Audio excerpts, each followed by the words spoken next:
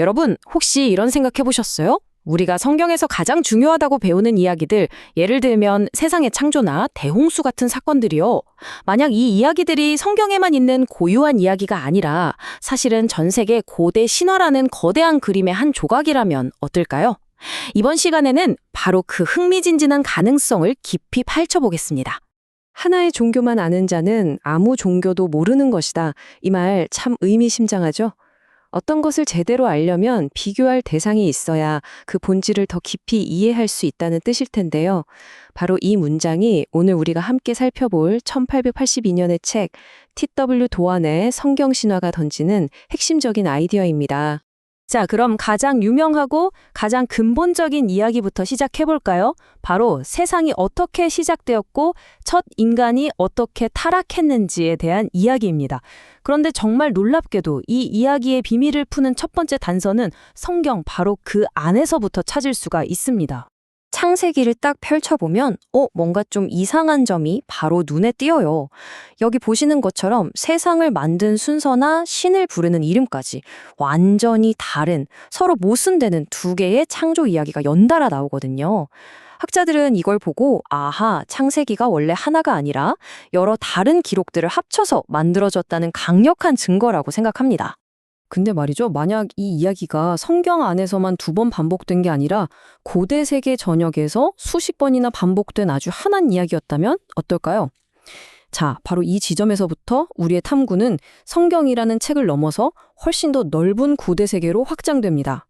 예를 들어 고대 페르시아의 경전인 젠드 아베스타를 한번 볼까요? 여기에도 창조주가 세상을 6단계에 걸쳐서 만드는 이야기가 나옵니다. 순서가요.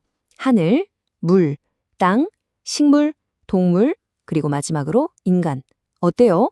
창세기 1장의 순서랑 정말 소름 돋을 정도로 비슷하지 않나요? 인간의 타락 이야기에는 마치 정해진 공식 같은 게 있는 것 같아요. 이 표를 한번 보세요.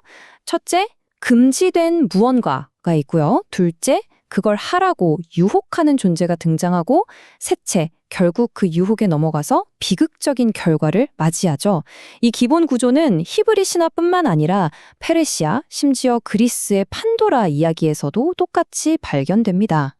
생명나무라는 상징도 마찬가지입니다. 용이나 뱀 같은 신비한 존재가 지키고 있는 불멸의 열매가 열리는 나무.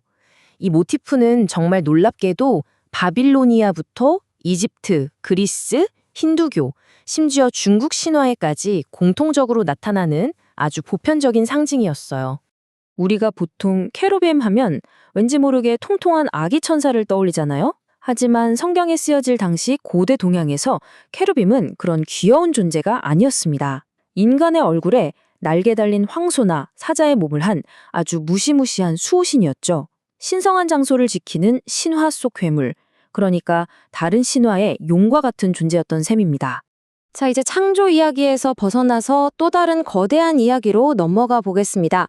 바로 전 세계를 물에 잠기게 했다는 대홍수 신화인데요.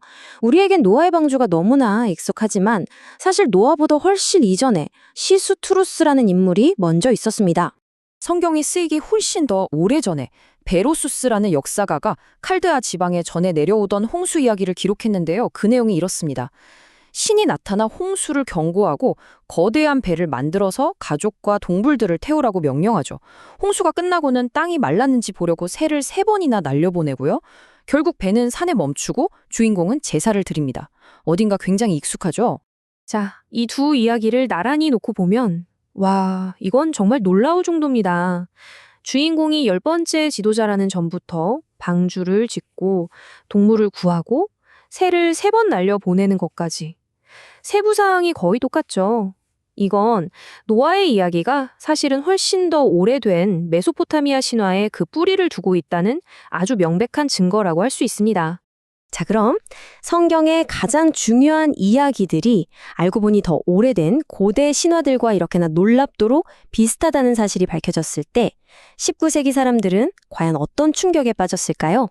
이제 그 엄청났던 파장에 대해 한번 살펴보겠습니다. 만약 여러분이 19세기 유럽의 지식인이었다면 이렇게 압도적인 유사점들 앞에서 과연 어떤 결론을 내렸을 것 같으세요? 문제의 핵심은 바로 이거였습니다. 기독교 신학이라는 거대한 건물은 인간의 타락이라는 실제로 일어났던 역사적 사건이라는 단 하나의 기둥 위에 세워져 있다는 거죠.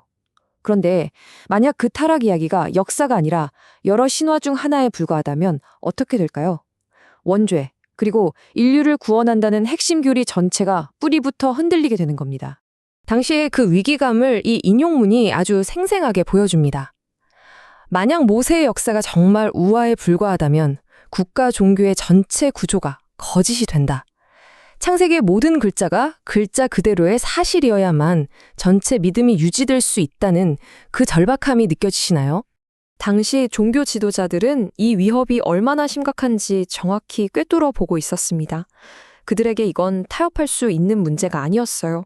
성경의 단 한 줄이라도 사실이 아니라고 밝혀진다면 모든 것을 잃게 되는 전부 아니면 전무의 싸움이었던 겁니다.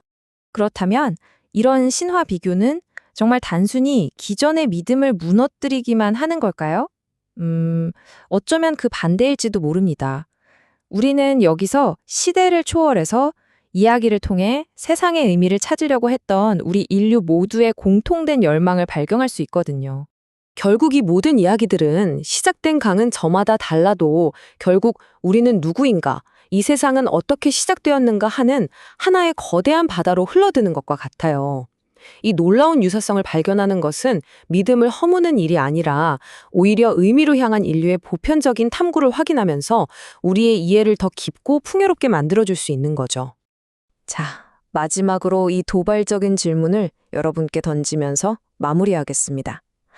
과연 신화는 어디에서 끝나고 역사는 어디에서 시작되는 걸까요? 믿음과 이야기, 그리고 진실의 본질에 대해 여러분 각자가 깊이 생각해 볼 기회가 되기를 바랍니다.